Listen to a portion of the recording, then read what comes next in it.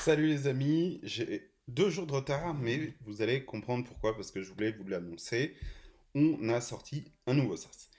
Mais avant de vous en dire plus, j'affine un peu le format du vlog. Je vais vraiment le transformer en vlog, c'est-à-dire un peu moins structuré, genre actu du Product Studio, actu tech, tips growth, parce que je pense que c'est mon quotidien, mais c'est peut-être un peu moins intéressant à partager en vidéo. Et du coup, je vais plus le prendre comme vlog où vraiment je vous raconte un peu chaque semaine ce sur quoi on bosse, ce sur quoi on avance, où on en est. Donc ça sera peut-être un peu moins structuré avec des KPI, etc. Mais peut-être qu'il sera un peu plus sympa à suivre comme histoire. Alors, en gros, un des sujets qu'on a sur le studio chez Fig.ai, c'est est-ce que on continue de build et de se concentrer sur un sujet, donc un outil, puisque vous le savez, on a un Product Studio, donc on fait à la fois pour des clients et pour nous. Donc pour les clients, il y a moins cette question, puisque c'est le client qui nous demande. Mais pour nous, est-ce qu'on se focus sur un pour aller, entre guillemets, par exemple, faire 50 000 de MRR, ou est-ce qu'on en fait 10 pour faire 5 000 chacun? Pourquoi? Parce qu'à l'ère de l'IA, en fait, les règles du jeu changent beaucoup. Donc par exemple, avant 2015, c'était plutôt la tendance de faire plusieurs choses. Par exemple, requête internet, copier et lancer plein de choses. Levelzio, que vous connaissez peut-être comme un indie hacker, a lancé une soixantaine de projets. Je crois qu'il a un taux de réussite autour de 5%. Un taux de réussite égale réussir à faire un tout petit peu d'argent avec un projet. Euh, Pourquoi? En fait, si vous aviez la force de frappe tech, en fait, vous pouviez peut-être, et une technique de distribution, par exemple les ads et autres, arriver à vraiment faire effet de levier en lançant plusieurs choses. Et après 2015-2025, ça a plutôt été l'inverse, où en gros on assistait à des énormes levées de fonds, à des énormes valorisations, où vraiment on était plutôt sur un truc style go big.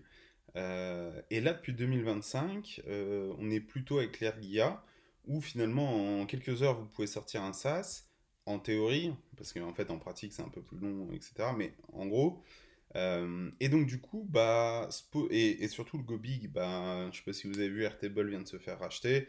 On est plutôt sur 2 fois la valo que 7, 8, 10 fois la valo, comme on a pu le connaître à la grande époque SaaS. Donc du coup, est-ce que le jeu vaut encore la chandelle? Et surtout, avec l'IA, il y a de plus en plus de contenu consommé par aussi l'IA, donc c'est un peu le dead internet. Et c'est aussi pour ça que je veux faire un vlog très authentique, très brut comme ça, parce qu'au moins, on est vraiment sur un sujet où on est entre nous et il y a pas de sujet IA. Et donc tout ça nous amène sur le fait que go big sur un truc, c'est peut-être très risqué, parce qu'on peut se faire disrupter, parce que la distrib est de plus en plus dure. Euh, mais d'un autre côté, historiquement, plus vous passez de temps sur quelque chose, plus normalement sa probabilité de réussite devient élevée. Euh, et donc tout ça s'applique également à lancer plein de petites choses. C'est juste que lancer plein de petites choses, en fait, vous pouvez peut-être parier sur le temps long et lancer moins d'efforts dans la distribution, qui est un des sujets les plus durs, et donc faire des choses d'hyper niche, comme ce qu'on peut avoir et ce qu'on va lancer aujourd'hui et un autre d'ici peut-être un mois. Donc ça, c'est la réflexion du moment. J'en ai fait un épisode là dans ma newsletter. Vous avez le lien en commentaire si ça vous intéresse d'avoir un peu plus de détails là-dessus. Mais naturellement, on aurait tendance à, en période d'incertitude, sans avoir de réponse, à plutôt se dérisquer et donc un petit peu comme en bourse, parier sur plusieurs choses.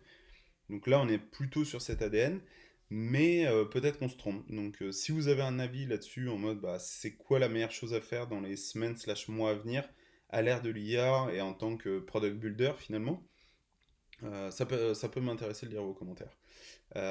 Et du coup, qu'est-ce qu'on sort aujourd'hui? Euh, Avant de vous en parler, qu'est-ce qu'on sort aujourd'hui? Je vous donne un mot aussi sur nous, ce qu'on appelle maintenant notre studio et notre cockpit, puisque en tant que product studio, en fait, on a besoin de centraliser un peu, si vous voulez, toutes nos lignes de production. Il faut voir ça un peu comme du Fordisme, où on met des tâches sur des tapis, et puis chacun dans la team vient prendre son tapis et règle sa tâche. Donc je fais jamais de partage d'écran là dans ce vlog, mais si ça vous intéresse, on peut en discuter. Mais en gros, du coup, on a une espèce de tech factory où en gros il y a un tapis pour les choses à faire, un backlog, on repriorise, et on arrive maintenant sur des petites tâches à avoir une bouclière complètement autonome. Donc des petites tâches, c'est des tâches genre 30 minutes de temps homme. Donc en général, c'est corriger des typos, etc. Mais ce qui est intéressant, c'est pas. En fait, bien sûr, depuis longtemps, on peut dire à Claude Code de corriger un truc, mais là, c'est d'avoir le flux internalisé, processé intégralement.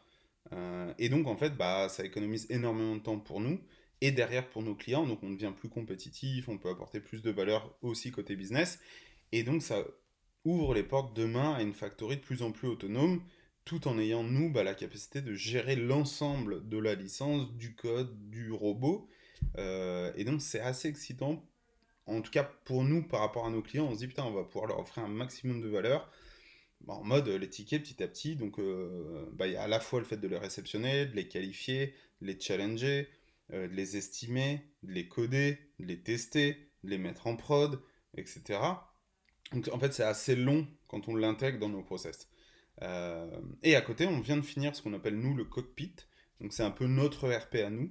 Donc, on va avoir un truc bête, mais nos gestions des vacances, notre portfolio où on affiche un peu tout ce qu'on a, où ça en est, notre lab, je vous en parlerai peut-être dans le vlog de la semaine prochaine, mais quelle approche on a justement de l'itération, de l'innovation pour continuer d'avancer.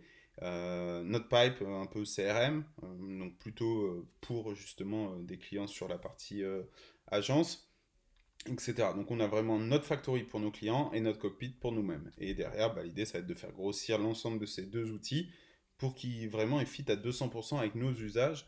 Et c'est, je pense, un des gros avantages de l'IA, c'est que pour des outils internes, ça permet de faire du 100% custom. Donc ça, c'est assez ouf. Et enfin, du coup, qu'est-ce qu'on sort aujourd'hui? Bah, vous le voyez avec ce vlog, mais aussi bah, peut-être sur la newsletter, voilà, on publie sur différents canaux, et du coup, on s'est dit que ça pourrait être cool d'avoir une espèce de course de petits chevaux, où en gros, bah, ça traque nos réseaux à tous, aussi bien Guillaume, Ludovic, Clément, moi, etc. On met nos arrobas de différents réseaux, YouTube, LinkedIn, qu'est-ce qu'on a mis, Instagram, TikTok. Et en fait, ça centralise tout dans un dashboard. On peut mettre nos objectifs. Donc, par exemple, bah, moi, c'est publié une fois par semaine ici. Et en fait, ça remonte la donnée. Et comme ça nous fait avancer. Et en fait, c'est une idée un peu de gamifier la consistance et de rester bah, vachement motivé et continuer à partager. Tout en sachant que bah, derrière, ça apporte du lead. Et donc, c'est intéressant à garder. Et du coup, on s'est dit, bah, on va en faire un ça. Je vous mets le lien en commentaire. Ça s'appelle Goose. C'est grosse avec deux O, en gros. Et c'est hyper simple. Et là, pour l'instant, en plus, les premiers, ça sera gratuit. Donc, c'est vraiment vous rentrez vos comptes. Donc, ça va être probablement plus des agences market ou des agences CM ou ce genre de choses pour leurs clients. Mais pour des teams un peu, bah, peut-être comme nous, vous êtes plusieurs à publier, bah, c'est sympa. Ça fait une petite course de petits chevaux. C'est cool. Donc, voilà un peu pour les actus. Vous me direz si vous préférez ce format. Je vais continuer à évoluer. Je vais continuer à itérer. Mais je vais surtout continuer à vous partager chaque semaine l'aventure. Ciao les amis!